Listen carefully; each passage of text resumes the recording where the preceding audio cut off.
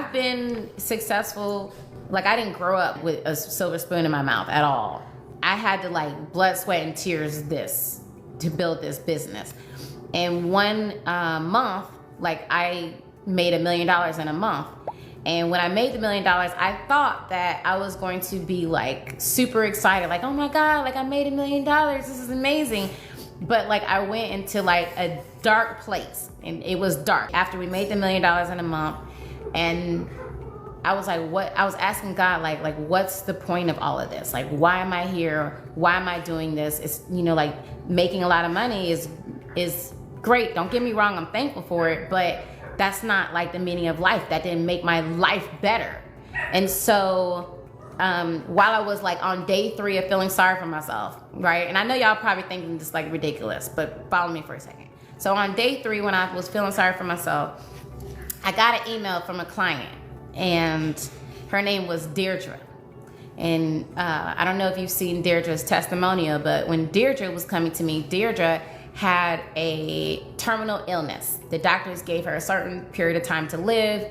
Her 5 kids hadn't talked to her. She lost her baby when he was 5. He got hit by a car, and she was like a bull in a china shop, for real. Like when I tell you, she probably was one of my most difficult clients. I said I was never gonna take a difficult client like that again. So if you difficult, not me, okay? Not today, but I'm just saying she was difficult. She called herself a booga wooga. Like now we can laugh about it, but she said she was a booga wooga. And Deirdre also was a hoarder. So she hadn't slept on her whole bed in like years, and she was a hoarder, and she was dying, and her kids hadn't talked to her, and she was miserable. And she just said, I want to get out this pain, like I don't know what to do. And you know, she was like making it hard to help her, and I had to do what I do in order to get her on the right page.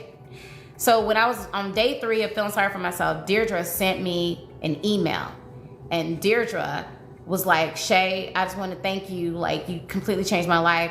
She was like, I didn't tell you this, but like I had a terminal illness. The doctor had given me like some, you know, like a certain time to live, and I was dying. And she said, like, I went back to the doctor, and they said that whatever you're doing, keep doing it, because it's gone. Like, you don't have the same illness that you had. And she was like, and you know, my house, I was a hoarder. My house was completely packed, and I hadn't slept in my bed in years, and I was able to clean my house for the first time in years. And she said, and my kids that weren't talking to me, like my kids started talking to me. And she was like, I was able to encounter myself. I was able to say my life is saved because of what I was able to get in your program. And when I tell you, like, I boohooed for like a good hour. And then I said, that's gonna be my purpose. That's gonna be my drive. Money can't be the drive. That can't be like what the meaning of life is. It has to be like, what effect am I having on the world? How am I able to help women? And that being what makes me happy, that is what drives me to keep making my programs better. And that's what drives me to, when I'm tired, to keep showing up for those lives. And I'm addicted to it. Like when you guys who are in Diva University, Boss Diva University, any one of my programs, when you like leave a testimonial, like that's the thing that gives me that fuel that makes me want to just keep going. So when like former student tells me like, Shay, you know, like you changed my life and this changed me, like that's what brings tears to my eyes, because I know that I didn't just help that woman change her life. She's changed her generation, her whole generational line. Her whole life has changed. Her children's life has changed, her children's children, and oftentimes her mother's life. She sets her mother free, her grandmother free of the pain that they had to coexist in. One of the things that my students will tell you is I'm really big about like, what is the process? Because I want to make sure that every woman that comes to me is attracting love. How many of you have been feeling your soulmate strong? Like you've been feeling that desire, like I want to meet my soulmate. Not from a place of being desperate, but you've been feeling like this pull towards your soulmate. Like how many of you have been there? I'm going to tell you what that is. Now, if you're feeling your soulmate, then this is what it means, okay? One of my gifts, for those of you who are new, don't think I'm crazy, all right? You're gonna know that I'm crazy pretty soon. Since I was 5, I became aware that I had a gift of being able to hear people's thoughts, and I can see into people's past, present, and future. And how I do that is I can see people's timeline. So I can see like where your soulmate is on your timeline and what version of you needs to show up in order to be able to meet your soulmate. And this is what I found, that when you start to like crave your soulmate, like when you're like, oh, I need to start taking the steps, I know I need to start doing the work, what that means is that you're coming around the bend. It's what I call coming around the bend, or I tell my students like, your train is getting ready to come. You need to get ready so you get on the train. It's kind of like you being at the train station when the train shows up so you can get on the train. That's what I call it. So what's happening is you feel the timeline when you're supposed to meet your soulmate. And the closer you get to that timeline, the more you start to desire him. And the more you're out of alignment with being on that timeline, it's kind of like you needing to be at train station A, but you're at train station C. You're at the wrong train station. So you got to get on the right train station. The further away you are to the right train station, the more uncomfortable you are, the more unhappy you are, the more you find yourself like thinking about hoping, wishing to meet your soulmate. Then when the train passes, how you know your soulmate's passed is because then you'll come to that point and then now you're like, oh, I'm good.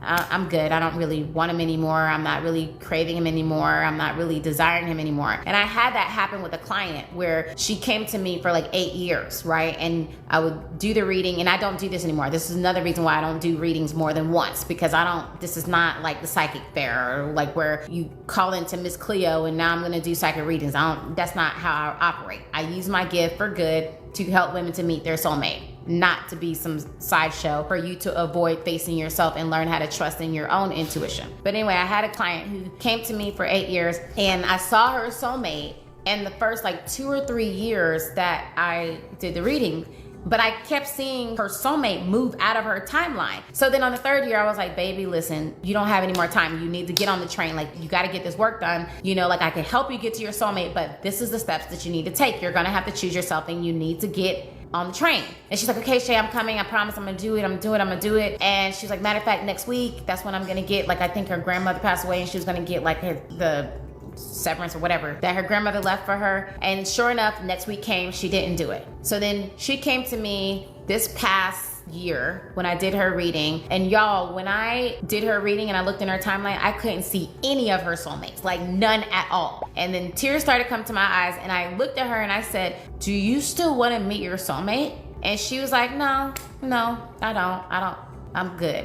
But you could tell that there was a sadness. You could tell it was like she gave up and her soulmate phased out of her timelines. It was like the weirdest thing. And I kept going back and forth. I kept even beating up on myself, like maybe I should have said this, maybe I should have like convinced her or told her. But literally by her not choosing herself, by her abandoning herself, she literally phased her soulmate out. This is what I'll tell you. And Uncle Tony, AKA Tony Robbins, he taught that whenever you feel like the desire, like a strong desire to take a step, like for many of you, when I said book your love mapping call, you were like, yes, I know I need to do it. Like you're like, I'm ready to meet my soulmate. I'm ready to take the steps. And then when you was getting ready to do it, then you hesitated and then you changed your mind. Like that's the moment. Like it's a window. It's a window where your subconscious mind or a lower frequency convinces you not to choose yourself so that you can stay on the same path, because your subconscious mind wants to keep predicting your future. But how does it keep predicting your future? By allowing you to stay in the same pain of the present. And so whenever you ever get that inspiration, always take massive action. Always act in that moment and make a decision that your subconscious mind can't sabotage you to back out of. That's the best advice that I can give it.